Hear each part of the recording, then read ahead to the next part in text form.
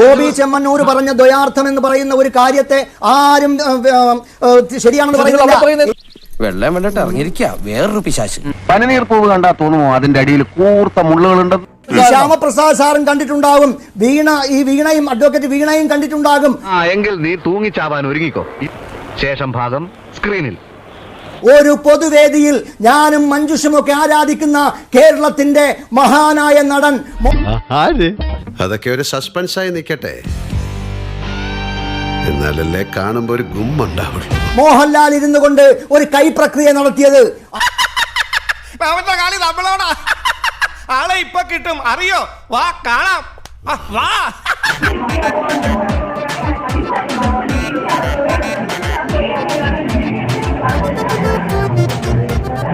കേരളം കണ്ട കഴിവരുത് കലാപ്രതിഭ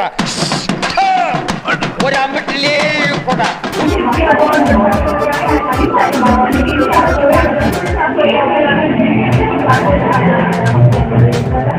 പാപ്പയുടെ വക ഒരു വെടിമരുന്ന് ഒരെണ്ണം കത്തിച്ചു വിട്ടാൽ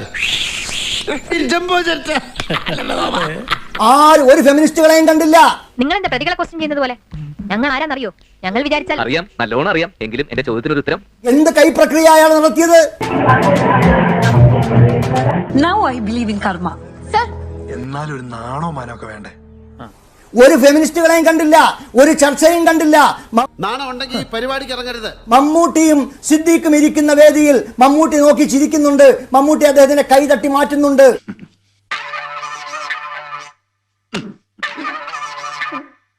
യുവമാരാ നിന്നെ കൊണ്ടുവരുന്നു ചീത്തയാക്കണേ. ഒരു ഫെമിനിസ്റ്റുകളെയും കണ്ടില്ല. എന്തായാലും മൊത്തത്തിൽ ഓവറാ. ഇനി ഇവിടെ കൂടുതൽ ബലം പിടിക്കണം. ഇതോ അതിന്റെ ഫ്ലോയ്ക്ക് വിടുന്നതല്ലേ നല്ലത്. ആണോ? അളിക്കാം. ഒരു ആശയ ദാരിദ്ര്യങ്ങൾ ഉള്ളപ്പോ ഏതെങ്കിലും ഒരു വിഷയം കിട്ടുമ്പോ ആ വിഷയങ്ങൾ ഉൾക്കൊണ്ടുകൊണ്ട്, ഞാൻ പറഞ്ഞ വിഷയം മഞ്ജുഷിനെ മനസ്സിലായി കാണും.